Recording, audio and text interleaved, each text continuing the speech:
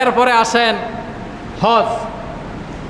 এক লোক তার মায়ের খেদমত করে, তো তার মনে অনেক আশা, সে জীবন একবার হজে যাইব। তো মারে কয়, মাগো এই বছর আমি হজে যাব। মায়ে কয়, বাবারে তুমি ছাড়া আমার আর কেহ নাই। তুমি যখন ছোট ছিলা তোমার বাবা দুনিয়ার থেকে চলে গেছে।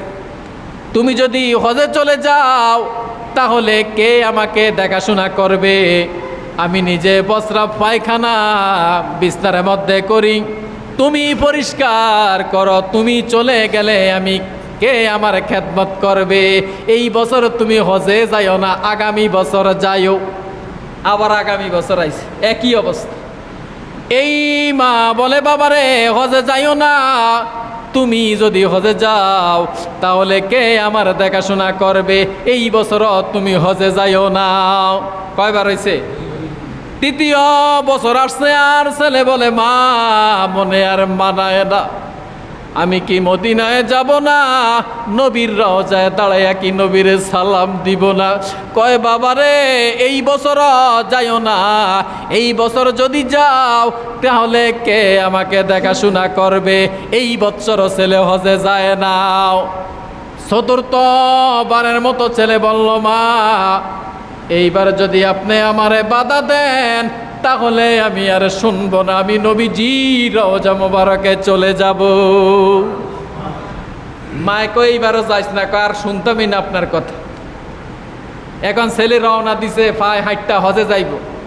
মায় আল্লাহর কাছে দোয়া করে, আল্লাহ আমার যে ছেলেটা আমার কথা শুনে না, আমার ছেলে যেই মদিনায় যাওয়ার জন্য নিয়ত করেছে ওই দিকে আমার ছেলেরে না নিয়া অন্য দিকে নিয়ে যাইও। এটা কি দোয়া না বদদোয়া? বদদোয়া।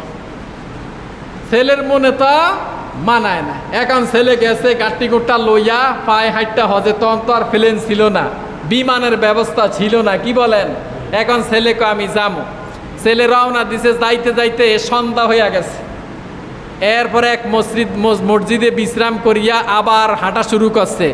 করার পরে আসার সময় ওই মসজিদের মধ্যে দাঁড়াইয়া বারিন্দার মধ্যে নামাজ পড়ে। ছেলে দাঁড়াইয়া কি করে? নামাজ পড়ে। এমন থাকতে এলাকার মধ্যে চোর ঢুকছে, চোর চোর করিয়া দৌড়ান দিছে। আর চোরে কিসে মসজিদের ভিতরে ঢুকা, তখন তো আর উপরে ছাদ ছিল না, ওয়াল টপকাইয়া সামনের সাইডে দিয়ে চোরে গেছি গিয়া। এখন বেকা আয়া কয়, সত্য মসজিদে ঢুকছে, মসজিদে ঢুকেন। আইসা দেখে ওই লোকে নামাজ পড়ে গাছটিটা সামনে রাখিয়া। বেকা কয়, এটাই চোর, এটাই চোর।